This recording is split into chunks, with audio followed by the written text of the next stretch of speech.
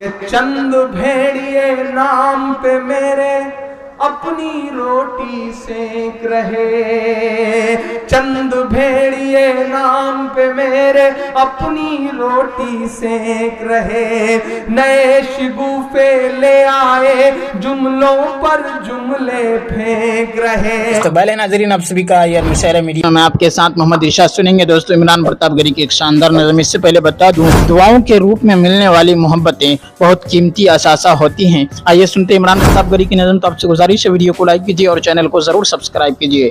बोल रहा कैराना है। इलाहाबाद में राष्ट्रीय अधिवेशन में तड़ीपार साहब ने उठाया कि कैराना से लोग भाग रहे हैं, जांच होनी चाहिए।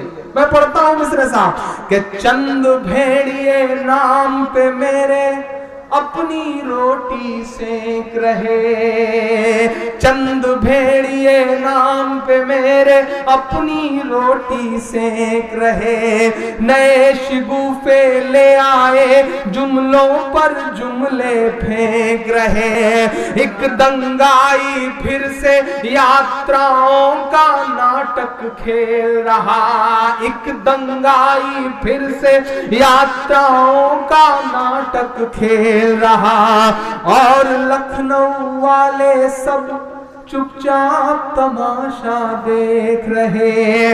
नफरत के तूफान में फंसकर, नफरत के तूफान में फंसकर डोल रहा कैराना है, बोल रहा कैराना है, बोल रहा कैराना है। रफ्ता रफ्ता अपने लबों को, रफ्ता रफ्ता अपने लबों को खोल रहा कैराना है, बोल रहा कैराना है, बोल रहा कैराना है। कैराना बना कश्मीर प्रोग्राम चलाए गए टीवी चैनलों पे।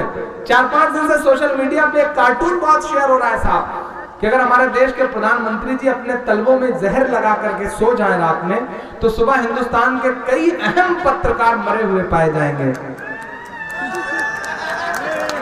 मैं पढ़ता हूं मिस्रे साहब कि मुझे जो नफरत की तहरीर बताने पर आमादा है, मुझे जो नफरत की तहरीर बताने पर आमादा है, और द्रौपदी वाला चीर बताने पर आमादा है, वो जो सियाही और लहू का फर्क भुलाए बैठे हैं, वो जो सियाही।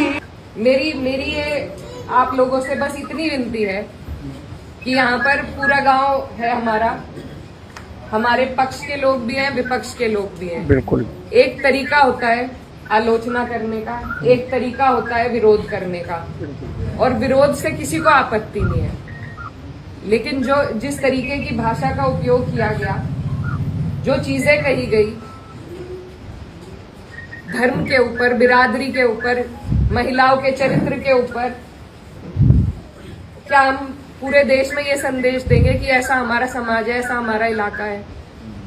ये मेरा आप लोगों से सवाल है। बिल्कुल होना भी चाहिए। मैं जब चुनाव जीती थी तो मैं इतनी खुश थी, इसलिए नहीं कि मैं जीती, इसलिए कि मुझे सर्व समाज ने, सर्व धर्म ने, सर्व जाति के लोगों ने मुझे अपना वोट दिया था। मेरे लिए उससे बड़ी उपलब्धि जीत की नहीं थी। बिल्कुल। और हर जगह आप देखेंगे, अगर मैंने कई बार ये बात कही कि मेरे लिए सबसे बड़ी उपलब्धि ये है कि मुझे सबने वोट दिया, सबने अपना आशीर्वाद दिया, अपनी बेटी माना, अपनी बहन माना, और आप सभी मेरी हिम्मत हो। आज अगर इस तरीके की बातें हमारे क्षेत्र से उठेंगी तो मुझे बहुत तकलीफ हुई, शर्म आई मुझे कि मेरे अपने जो मेरे मामा है, नाना है, भाई हैं, आज उनके बीच में ऐसी बात हो रही।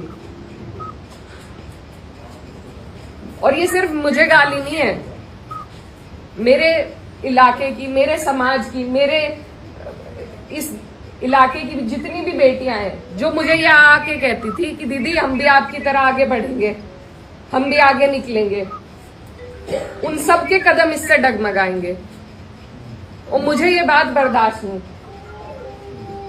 मेरे पे तरह तरह के सवाल उठाए जा रहे हैं। मैंने कभी धर्म की राजनीति नहीं करी, कभी जात बिरादरी की भी नहीं राजनीति करी। मेरे लिए सब मेरे अपने हैं। जहां जिसे मेरी जिस वक्त समस्या होगी, जिस वक्त मेरी जरूरत होगी, मैं वहां पहुंचूंगी। बिल्कुल। मेरा परिवार बहुत सालों से, लंबे अरसे से राजनीति में है, आप लोगों के आशीर्वाद से। और हमारे वहां पर बाबूजी हुकुम सिंह जी का परिवार और हमारा परिवार लगातार राजनीति में रहा। कभी वो जीते, कभी हम जीते। बिल्कुल। लेकिन मैं आज उन्हें नमन करते हुए आपको ये बताना चाहती हूँ, कभी ऐसा नहीं हुआ कि किसी ने किसी पर व्यक्तिगत टिप्पणी करी हो, किसी ने किसी को इस तरीके की ओछी बातें कही हो। तो वो एक राजनीति का स्तर था।